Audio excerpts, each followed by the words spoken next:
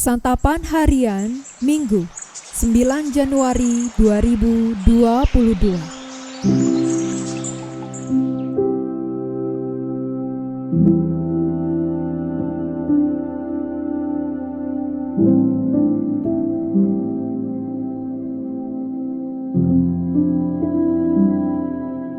Inilah program Santapan Harian, sebuah program yang mengajak Anda menelusuri isi Alkitab, agar Anda menemukan makna firman Tuhan sesuai dengan konteksnya.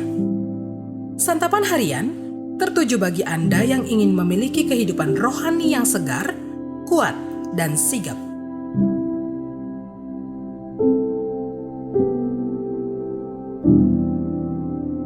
Hari ini kita akan membaca 1 Raja-Raja pasalnya yang ke-18, ayat yang pertama hingga ayatnya yang ke-15.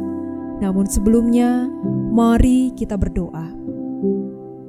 Bapa, tolonglah kami untuk memahami dan melakukan firman-Mu di dalam setiap denyut hidup kami.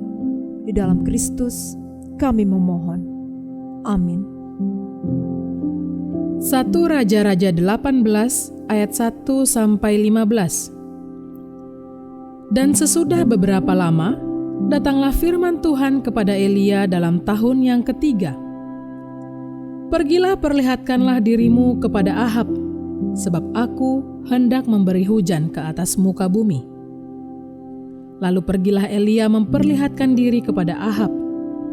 Adapun kelaparan itu berat di Samaria.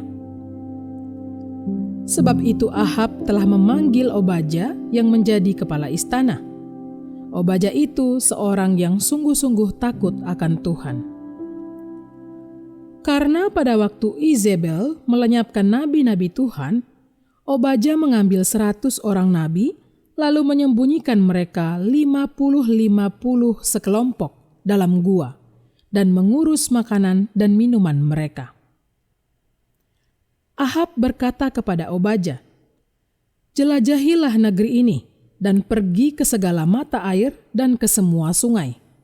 Barangkali kita menemukan rumput, sehingga kita dapat menyelamatkan kuda dan bagal, dan tidak usah kita memotong seekor pun dari hewan itu." Lalu mereka membagi-bagi tanah itu untuk menjelajahinya. Ahab pergi seorang diri ke arah yang satu, dan Obadya pergi ke arah yang lain. Sedang Obadya di tengah jalan, ia bertemu dengan Elia. Setelah mengenali dia, ia sujud serta bertanya, "Engkaukah ini, hai tuanku Elia?" Jawab Elia kepadanya, "Benar, pergilah katakan kepada tuanmu, Elia ada." Tetapi jawab Obadya, "Apakah dosa yang telah kuperbuat maka engkau hendak menyerahkan hambamu ini kepada Ahab, supaya aku dibunuhnya? Demi Tuhan Allahmu yang hidup, sesungguhnya tidak ada bangsa atau kerajaan yang tidak didatangi suruhan tuanku Ahab untuk mencari engkau. Dan apabila orang berkata, ia tidak ada, maka ia menyuruh kerajaan atau bangsa itu bersumpah bahwa engkau tidak ditemukan di sana. Dan sekarang engkau berkata, pergilah, katakan kepada tuanmu, Elia ada. Mungkin terjadi apabila aku sudah pergi daripadamu, roh Tuhan mengangkat engkau ke tempat yang tidak kuketahui. Kalau aku sampai kepada Ahab untuk memberitahukannya dan engkau tidak didapatinya, tentulah ia akan membunuh aku. Padahal hambamu ini dari sejak kecil takut akan Tuhan. Tidakkah diberitahukan kepada tuanku apa yang telah kulakukan pada waktu Izebel membunuh nabi-nabi Tuhan? Bagaimana aku menyembunyikan 100 orang nabi-nabi Tuhan dalam gua, 50-50 sekelompok, dan mengurus makanan dan minuman mereka? Dan sekarang, mengapa engkau ini berkata, pergilah, katakan kepada tuanmu, Elia ada. Ia pasti akan membunuh aku." Jawab Elia, "Demi Tuhan semesta alam yang hidup yang kulayani, sesungguhnya hari ini juga aku akan memperlihatkan diri kepadanya."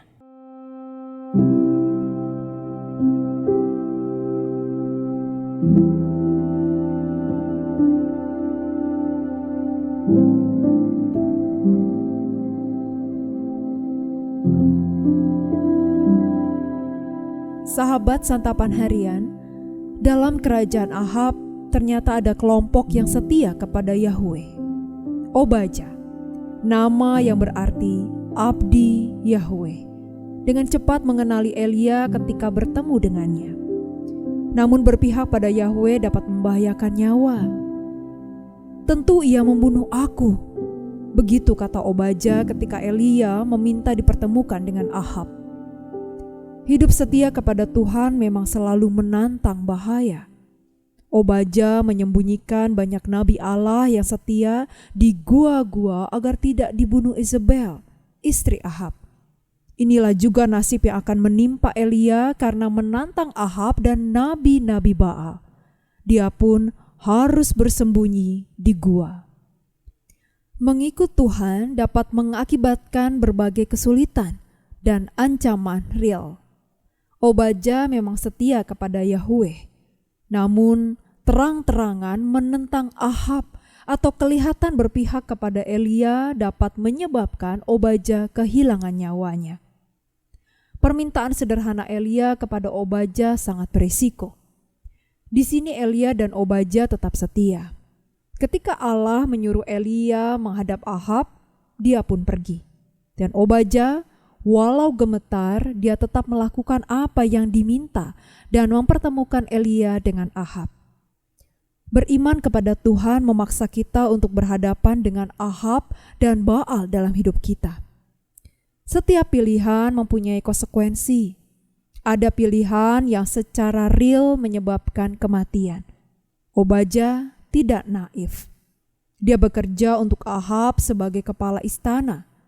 Dalam situasinya, dia setia kepada Tuhan. Bukan pilihan mudah bagi Obaja. Hidup ini menyajikan tekanan tersendiri, dan kita harus memilih kepada siapa kita royal. Obaja berhasil menjalankan tugasnya. Namun Elia harus bersiap menghadapi konfrontasi frontal dengan Ahab dan nabi-nabi Baal. Kejelasan dalam menangkap misi dan tugas yang Tuhan bebankan akan menolong kita dalam mengambil keputusan yang sulit. Elia tahu panggilan dan misinya. Katakan kepada Ahab, Elia ada, katanya kepada Obaja. Elia dan Obaja memilih masuk ke pekerjaan Allah dalam perang antara Yahweh dan Baal. Apakah kita mengenali misi Tuhan yang dibebankan pada kita sekarang? Mari kita berdoa. Siapa kami hingga Engkau mengenal kami? Siapa kami hingga Engkau rela menebus kami? Menyenangkan hatimu adalah tujuan hidup kami. Menyenangkan-Mu dengan terus setia dan melakukan kehendak-Mu. Itulah tujuan hidup kami. Menyenangkan-Mu dalam setiap hembus nafas kami. Dalam keteduhan cinta-Mu ya Kristus, kami berdoa. Amin.